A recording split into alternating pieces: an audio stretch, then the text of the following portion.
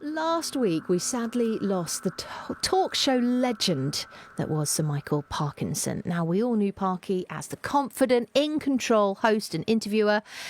He just commanded his show, didn't he? Never looked flustered. But his son has given an interview to the BBC saying that, in fact, his dad was never as self-confident as he appeared on the telly.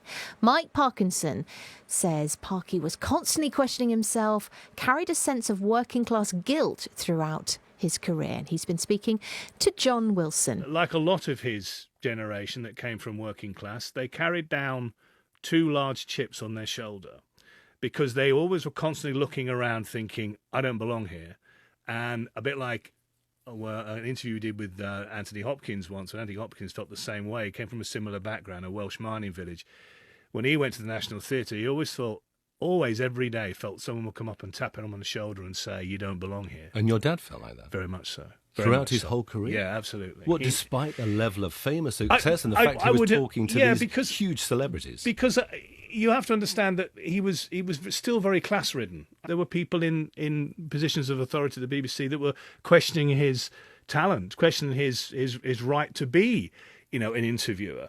And when he did Desert Island Disc, there were people who were against it because he brought a northern sensibility to it. I mean, there was all that he felt. And also, he was always acutely aware that he was with people that he seemed and felt were brighter than him, were more educated than him, that had gone to Oxbridge.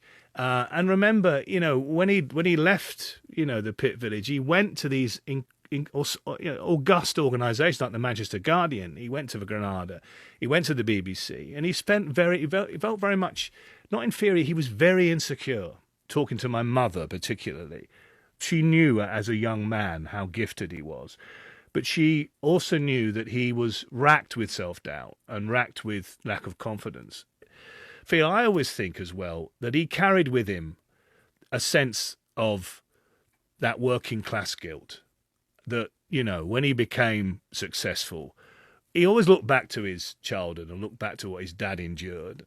And he always felt not guilty so much, but almost responsible. You're suggesting it's almost like imposter syndrome. It is imposter syndrome, totally, absolutely, 100%. He didn't feel confident in his own skin for a long, long time.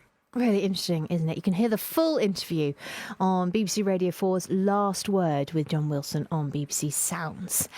And it sort of sparked a conversation in the office about our own feelings about whether we're good enough to be doing the job that we do. So we thought we'd bring a professional in to talk to us about it. Someone who can shed light on maybe why we have this inner critic living amongst us. We have leadership coach Lilley from Kidlington and from Start to Thrive.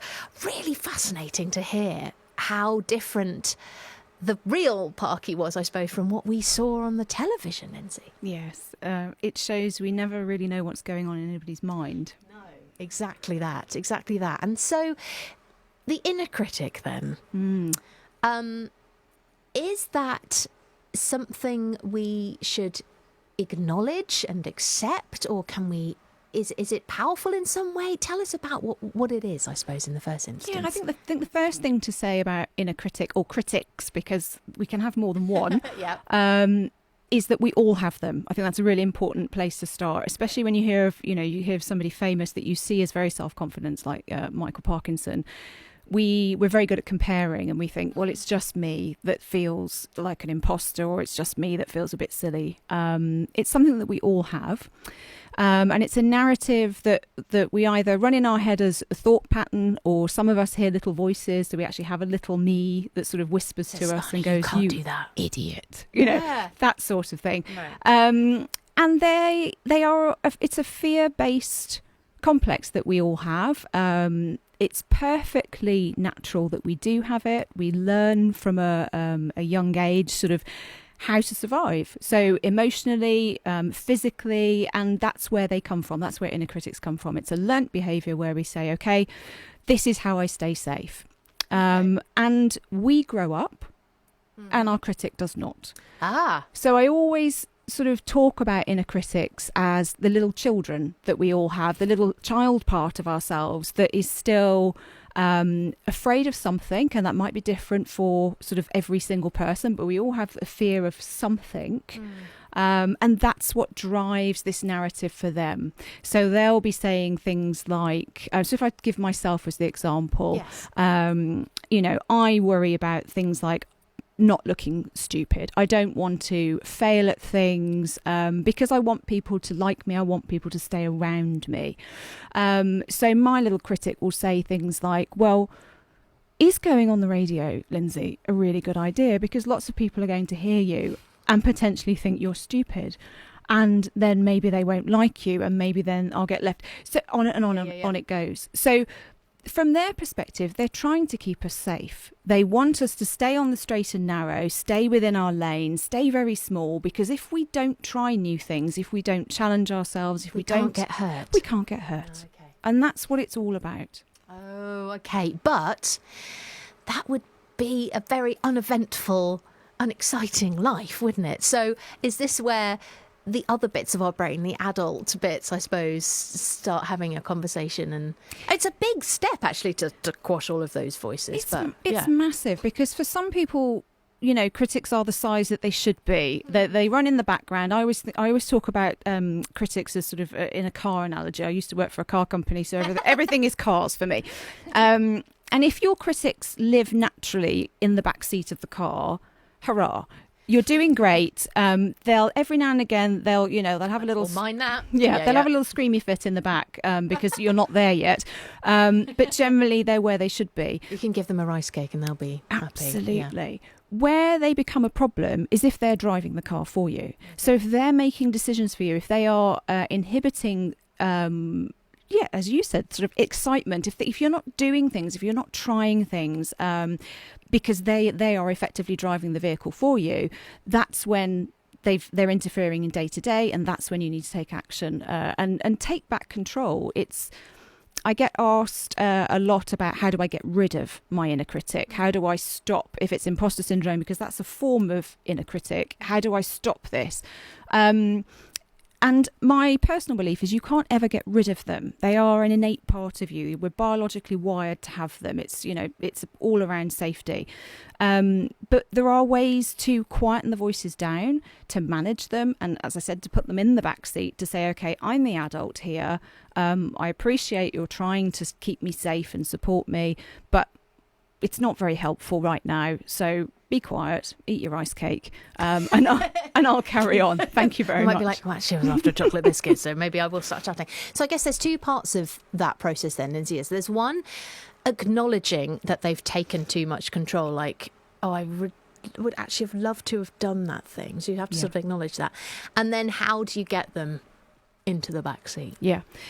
And it's and the acknowledgement part, don't underestimate, because some people are unaware who is driving the car. So they're not actually aware that they're not the person in charge. Really busy lives and stuff, don't we? Yeah. So awareness is actually the first step, and people have heard me speak about this quite a lot, and sort of probably now sort of rolling eyes a bit, going, well, it sounds very easy. It's not easy for some people. So the first thing is noticing that, what's the narrative saying? What are the thoughts saying? And if you're hearing a lot of thoughts around, I'm not good enough for this, or I shouldn't do that, or that sounds a bit too risky, truth check.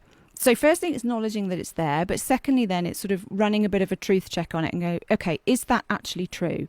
Is what I'm thinking or hearing in my head truth? Or is that a story? And playing it out. So if I take the analogy of should Lindsay be on the radio again? So my inner critic would say, you'll make an idiot of yourself. Don't do it, etc., etc. So if I play that forward, what's the worst that could happen? Yeah. Okay. Exactly. So I go on the radio. I'm not very. Thank you so much. I'm not very eloquent. Let's say I don't get my points across. Yeah. Okay. Yeah. Is it the end of the world? Yeah. Is it the end? And the more we practice putting ourselves into these situations of stretching our boundaries, then where previously we were in this little narrow lane, and our critics are saying you've got to stay in the lane, stay familiar, stay with the status quo. If we start to push those boundaries out a bit and say, well, actually, it's not too bad. Yeah. Nothing dreadful has happened. I've not been abandoned by everybody. People are still talking to me. I'm still holding down a job. the lane gets wider and wider and wider, and we're talking about comfort zone. As a coach, obviously I'm always pushing people outside their comfort zone, but it's only uncomfortable the first few times, and then it becomes the norm, and then off we go, and eventually you end up with hopefully a super wide highway where the world's the horizon. Yeah, exactly. And you're right about sort of having the time just to work through what might happen, because then you've gone through it already and you've thought, well, actually I might stumble a bit there, so what I'll do is I'll tell somebody I might stumble a bit there, but the rest of the time I should be fine. And people are there to support you if you need them. Always they're there. Absolutely. And then like the lane gets wider and everything gets really excited. How do you feel about the phrase fake it till you make it?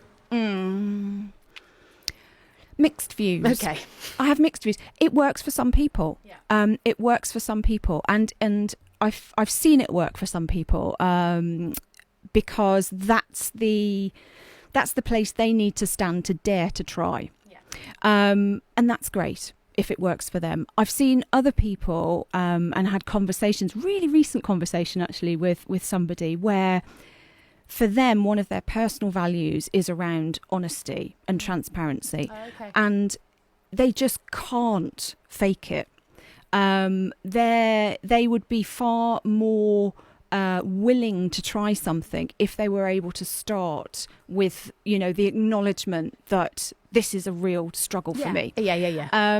So it's like everything, I'm afraid. It just depends on the person involved. Well, this is absolutely wonderful. And I guess, all of your wonderful advice comes to the fore, which is acknowledge it, role play what might happen, take control of that, step into the unknown, see what happens. It's probably not that bad, and then broaden that horizon. Yeah, and you mentioned having other people to support you. It's a lovely point. Accountability is what you're talking about. If you involve somebody else on your journey, whether that's a loved one, whether that's a work colleague, whether that's a coach, if you involve somebody else, you're far more likely to see it through, because they will say to you, how are you doing with that? And exactly, I am here to support you with it. And then you've got a little bit more in the game. You're invested in it a little bit more and are more committed, more likely to carry it through. It must be so lovely in your job to see people flourish. I can't tell you. I always get quite emotional about it. If I think about clients and I talk about clients, I absolutely love it. I can't tell you. Fulfilling their potential. It's amazing. Yeah. Oh, lovely. Well, Lindsay, thank you so much as always. You're going to keep coming back and giving us great advice. But if people want to get in touch, what's the best thing to do? Yeah, best place is my website. I've actually got a blog about inner critics and also about imposter syndrome. So if people wanted to read more, that is starttothrive, one word, .me, M-E. That's the best place. Lovely. Lindsay, thank you so much. Have a lovely bank holiday. Any exciting plans? No, I'd forgotten it was a bank holiday. Oh, no. That is the self-employed world, I'm afraid. I'd totally forgotten. Bank holiday, bank holiday. There you go. Maybe the paintbrush will come out. Yay! Lovely. Thank you so much, Lindsay. Thank you, Lilley. That's lovely. Lindsay Einan from Start to Thrive. And this is Olivia